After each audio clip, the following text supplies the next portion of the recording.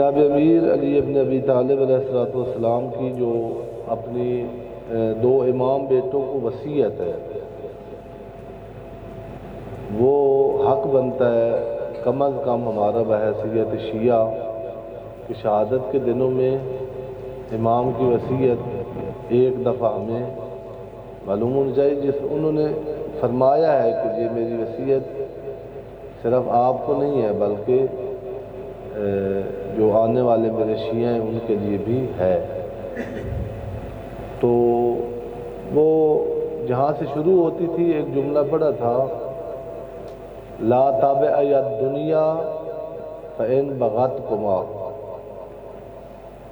دنیا اگر تمہارے پیچھے آئے بھی صحیح تو اس کی اتباع نہیں کرنی۔ ویسے تو انشاءاللہ آج بالکل توقع نہیں تھی کہ کوئی آئے گا، ہم شاہ صاحب اور میں بیٹھے ہوئے تھے، تو اس لیے کل وہ متن سارا پڑھ دیں گے۔ اس سے تھوڑا جتنا ٹائم ہے نا، قرآن کا بھی معمول بنا لیں کہ تھوڑا بے شک پڑھیں اور اس کو نا ترجمہ جس حد تک پڑھ کے نا تھوڑی دیر اس پر سوچے۔ بھائی خود بغیر ڈاکٹر اسرار احمد کے علاوہ بھی بندے کو قرآن سمجھ آ سکتا ہے اس کو، یا غامدی صاحب کو سنے بغیر، یعنی آپ خود ہمارے لیے قرآن مجید اللہ نے اتارا ہے ہمارے ساتھ، اور وہ اتنا فصیح و بلیغ ہے کہ وہ ہم جیسے چھوٹے ذہن والوں کے ساتھ بات کرنا جانتا ہے، اور اس نے بار بار کہا ہے کہ لقد یسرنا القرآن، میں نے قرآن کو آسان، ہلکا نہیں ہے قرآن مجید، وزنی ہے، سنگین ہے، جو اس کو اپنائے وہ وزین آدمی بن جاتا ہے، ہلکا انسان نہیں رہتا۔ لیکن مشکل نہیں ہے، دوسری کتابیں دنیا کی جو بہت عالم دنیا ہو یا دین جو لائق بندے ہوتے ہیں ان کی کتابیں عموماً مشکل ہوتی ہیں۔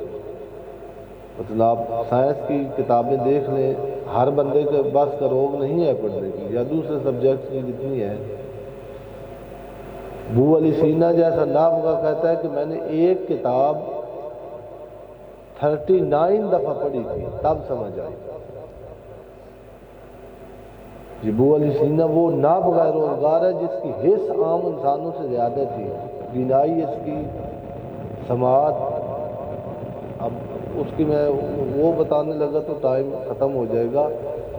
واقعاً یعنی عجوبہ تھا ابو علی سینا، نہ جو اس وقت کے سنی ہے اس طرح کا سنی تھا، اور نہ جو یہ شیعت ہم نے جناب امیر سے علیحدہ ہو کہ اپنی شیعت بنا لی ہے نا، یہ شیعہ بھی نہیں تھا۔ آج تک سنی کہتے ہیں وہ سنی تھا، اور شیعہ کہتے ہیں کہ شیعہ تھا۔ وہ ایک انسان تھا، ایک مسلمان تھا، ایک دنیا شناس تھا، ماہر نفسیات تھا۔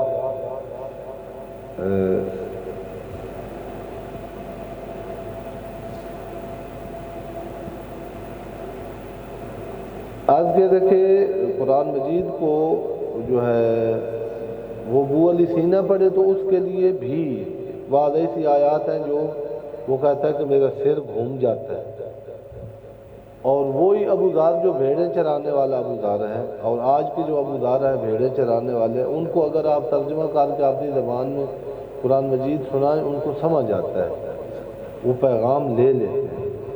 تو اس طرح کوشش کریں کہ حدیث کی بھی کتابوں کا آج کل کا ترجمہ ہو گیا ہے، ہر روز آیت تو قرآن تو ہر کسی گھر میں ہے، ایک آیت ترجمے کے ساتھ پڑھ کے پھر اس پہ تھوڑی سی توجہ کریں کہ اس میں کوئی میرے لیے پیغام تو نہیں ہے۔ یہ بہت ثواب والی تلاوت قرآن ہے۔ جناب امیر کا کلام بھی اسی طرح ہے کہ بہت آسان ہے، سادہ انسان بھی سمجھ سکتا ہے، لیکن اگر اس میں اترے انسان، ابو علی سینا جیسے انسان اس میں غور کرے تو پھر جیسے قرآن مجید کے کئی بطون ہیں، سرگردان ہو جاتا ہے آدمی جب قرآن مجید کے مفاہیم میں جائے، ڈوبنے لگتا ہے اس کی گہرائیوں میں۔ اسی طرح امیر المومنین کا فرامین بھی بہت قابل دقت اور عمیق ہے۔ اب کل جنہیں اسی ٹائم عرض کیا تھا وہ یاد کرنے تک آج بھی پھر ٹائم ختم ہو جائے گا کہ دنیا اس میں غور کرنے کی ضرورت ہے۔ یعنی جس طرح میرے جیسے مولانا دنیا کا تعارف کراتے ہیں، اس طرح آپ کی اولادیں آپ کا ساتھ چھوڑ کر جائیں گی جیسے چھوڑ گئی ہیں۔ اگر آپ ان کو دیندار بنانا چاہیں، ان کا دنیا دین کے مقابلے میں ہے۔ یعنی اگر دیندار بننا ہے تو پھر دنیا دار آپ نہیں بن سکتے۔ یہ آپ آج کے جوان کو کہیں گے تو وہ کہے گا کہ سر ایسا شادی کرنی ہے، پھر بچے ہونے نے، پھر جاب کرنا ہے، پھر اس دین سے ہم ایک طرف ہی اچھے ہیں۔ یہ پھر دوبارہ کل والا جملہ پھر دوہرا رہا ہوں، اگر ختم ہو گیا ٹائم جہاں تو اس سے آگے چلیں گے۔ نہیں ہے یہ بات غلط ہے۔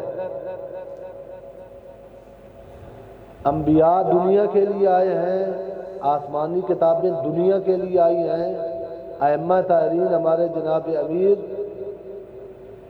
ماہر دنیا شناس اور دنیا کے ہر شعبے میں کامیاب دنیا دار۔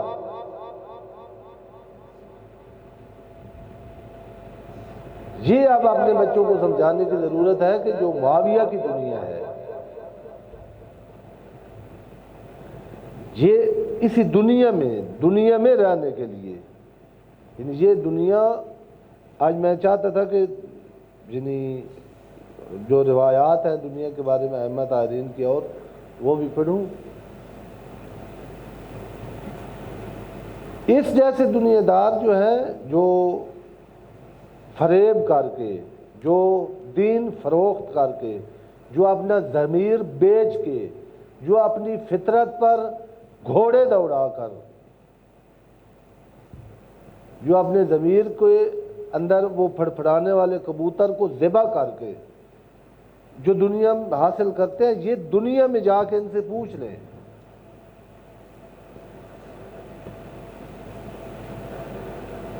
امیر المومنین دنیا سے جاتے ہوئے مطمئن تھے۔ یہ جو آپ پاکستان کے دنیا دار دیکھ لیں جنہوں نے ضمیر فروخت کر کے دنیا کمائی ہے، ان سے آج جا کر پوچھیں وہ مطمئن نہیں ہے، بہت کرب میں ہے۔ اپنی جوان نسل کو نہ یہ پھر دوہرا رہا ہوں یہاں، نہ یہ کہنا کہ یعنی انبیاء دین کے لیے آئے ہیں، ان کا دنیا سے تعلق نہیں ہے۔ انبیاء دنیا کے لیے آئے ہیں، یہ دنیا کی زندگی جس کی ٹھیک ہے اس کی آخرت ٹھیک ہے، اس کا دین ٹھیک ہے۔ اور دین اصل مہارت ہے کامیاب دنیا کی زندگی گزارنے کی۔ اگر ہم دین کو اپنا لیں تو کامیاب باپ، کامیاب بیٹا، کامیاب شوہر، کامیاب بیوی، کامیاب گھر کا سرپرست، کامیاب حکمران، کامیاب سیاستدان، یہ قرآن بتانے آیا ہے۔ اب جو اس سے ہٹ کے ہیں وہ ہم دیکھ رہے ہیں۔ آپ اندازہ لگا لیں، اتنا اللہ ہمیں رمضان میں آنکھ ہماری کھول دے کہ ہمارے پاکستان کے سیاستدان قرآنی نہیں ہیں۔ آج کا باپ اور بیٹا قرآن کا تربیت یافتہ، جو باپ اور بیٹوں کی مشکلات ہیں صرف اس لیے ہیں